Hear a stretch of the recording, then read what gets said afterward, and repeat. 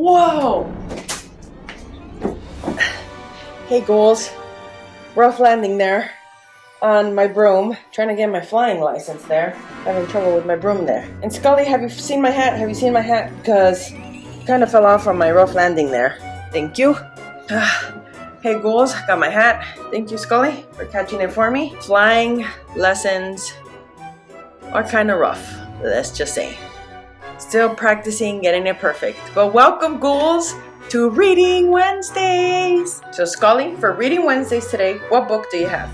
We have the book I wrote, my first book called, this series is going to be called Whispers of the Forgotten Magic. And this is book 1, Heirs of the Forgotten Magic, written by me, Elizabeth Alcala. And if you ghouls want to follow along with me, you can purchase this book on Amazon and Barnes & Noble. And every Wednesday, I'm going to be reading a piece from my book. So we are going to start today with Chapter 1, The House at the Edge of Night Hollow. Chapter 1. In a world once vibrant with magic, people wielded wondrous abilities and lived alongside mythical creatures. Dragons soared above jagged peaks, scales like molten gold in the sunlight. Fairies flitted through wildflower meadows, their wings a kaleidoscope of color. Magic was as essential as the air we breathe, a living force pulsing through every being. It was a realm of unparalleled beauty and wonder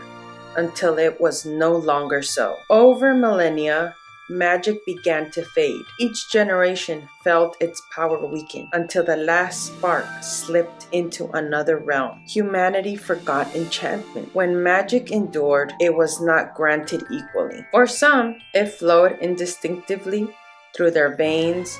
For others, it was a gift earned through study, practice, and devotion. Certain bloodlines have passed down potent abilities, much like heirlooms. But envy took root in those born empty-handed, desperate for power. They sought shortcuts and bargains that fractured the magical world. One path led to white magic, a gentle, natural force that heals, protects, and harmonizes with the natural world. The other spiraled into black magic, driven by hunger and ambition, and sustained by stealing life from the unwary. As the number of practitioners of black magic increased, fear grew. Magic came to be seen as a curse. White magic, once revered, was twisted by rumor and jealousy. Its wielders were shunned, hunted, and forced into hiding. Mythical creatures, once treasured companions, were captured or driven off to that other realm. As the magical world crumbled, families bound their powers, hoping to shield their children from persecution. What was once sacred became shameful. The last sparks of wonder vanished into bedtime stories and whispered myths, fairy tales replacing memory, legends burying truth. And yet some are still born different. Occasionally, a child was born with the old fire of magic still flickering within. Though no one spoke of it, their gifts were sealed before they could understand, hidden beneath layers of silence and inherited fear. Unaware of what set them apart, these children felt a strange pull in their chest when they stared at the stars, an aching of longing for places they've never seen. They dreamed of a world where magic flowed freely, where they could be themselves without fear, and where wonder wasn't something to outgrow, but to grow into. By day, they wandered the mundane world, but in their hearts, they lived somewhere else, a place they couldn't name yet, felt inexplicably drawn to. Many sought solace in fantasy tales of magic and distant realms. Those stories ignited something profound, inspiring people to weave threads of enchantment into their lives, costumes, games, and communities, echoing the worlds they yearned for. For some, these tales were lifelines, a quiet comfort when reality felt too sharp, a map when they were lost. So many felt like outsiders, as though something essential had been stripped away, something forgotten. As children, they'd glimpsed inexplicable wonders, lights dancing with no source, whispers at the edge of dreams, shadows moving with purpose. As they grew, those visions slipped away, not because magic deserted them, but because the world deemed it childish, make-believe. Gradually, wonder was tucked away, believed to be something to outgrow of. Yet, those who still felt the pull knew the truth. To touch magic within, you must see with a child's eyes open, unfiltered, unafraid to believe without proof. Clinging to that innocence is a call to arms. Never to let go of magic, to keep its spark alive. Remember, your story and belief are the magic that keeps it burning bright. Most people dismiss dreams as nonsense, fleeting wisps of midnight folly. They laughed at the faint glimmer of something unusual, brushing it aside as overactive imagination. Anyone daring enough to believe was ridiculed. Those who spoke openly of magic were branded odd or insane. A heavy silence settled over the world, thick as fog and suffocating as a closed room. Yet not everyone forgot.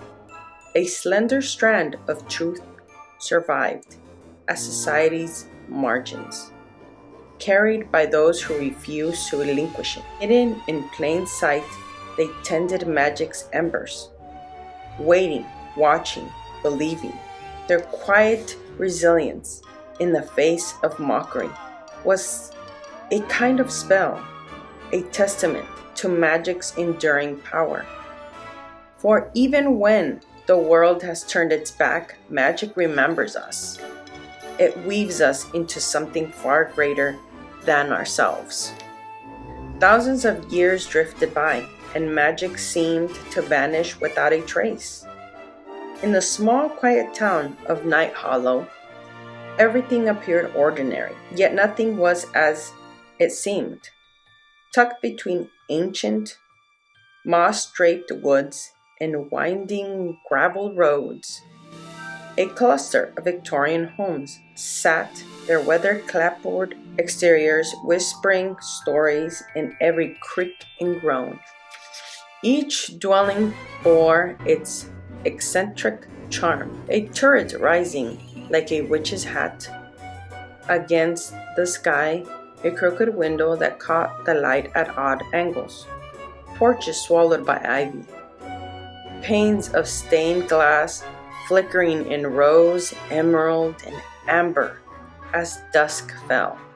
The air here always carried the damp sweetness of moss and earth, and the soft susurration of leaves in the wind felt almost like hushed conversations. To most, these houses housed nothing more than human lives, but the town thrummed with hidden life to those with magic in their blood or bones.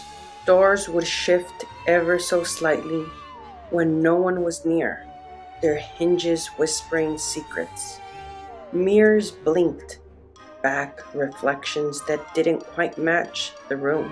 On whispering winds, one could catch faint echoes of ancient tongues, the cadence of spells lost to time. Beyond the homes, the woods pressed in close. Trees gnarled and towering, their roots tangled like vines in the fertile soil. Here, the land seemed to breathe and remember, every stone and rafter a repository of old enchantments. Magic never truly left Night Hollow, dreaming of the day it might wake again. So, we're going to stop for today on page 4. If you want to join us every Wednesday for Reading Wednesdays, make sure to get this book on Amazon or Barnes & Noble and you can follow along. But thank you for joining me today, ghouls, on Reading Wednesdays. Bye!